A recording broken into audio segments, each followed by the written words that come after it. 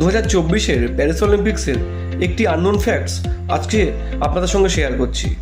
2024 Paris অলিম্পিক্সের ছেলেদের কুস্তিতে 57 KG বিভাগ free স্টাইলে এবারে চ্যাম্পিয়ন হয়েছে এই বিভাগের ওয়ার্ল্ড নাম্বার 1 জাপানের রে হিগুচি।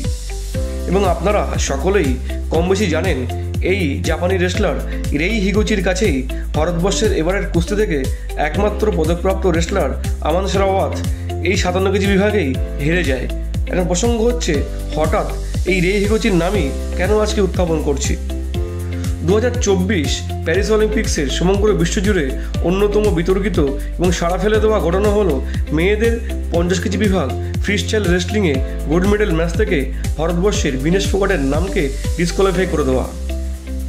আপনারা সকলেই জানেন মাত্র 100 গ্রাম ওভারওয়েটের কারণে বিনেশ ফোগাটকে তার ঐতিহাসিক গোল্ড মেডেল ম্যাচ থেকে ডিসকোয়ালিফাই করে দেয় আইওসি। আর ঠিক এখানেই চলে আসে এই বিশ্বজয়ী জাপানি রেসলার রে হিগুচির প্রসঙ্গ।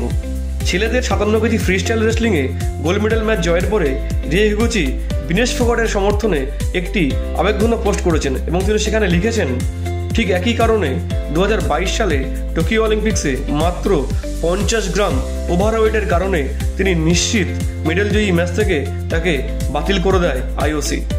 এবং তিনি বিনেশ ফোগাটের সমর্থনে আরও লেখেন যে অলিম্পিকের মতন একটি বড় ইভেন্টে মাত্র 50 বা 100 গ্রাম ওভারওয়েটের কারণে গুরুত্বপূর্ণ মেডেল ম্যাচ থেকে ডিসকোয়ালিফাই হয়ে যাওয়ার কষ্ট একমাত্র যারা এই পূর্ব অভিজ্ঞতার মধ্য দিয়ে গিয়েছে তারাই সেই অনুভবটা করতে পারে। জাপানের রে হিগুচি থেকে শুরু করে ইউএসের বিশ্বজয়ী রেসলার প্রত্যেকেই বিনেশ ফোগাটের সমর্থনে তাদের সমর্থন জানিয়েছেন।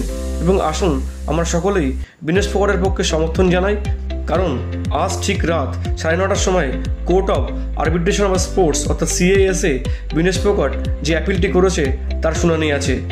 So let us all pray for Vinesh Phogat, pray for silver for Vinesh Phogat in Paris Olympics.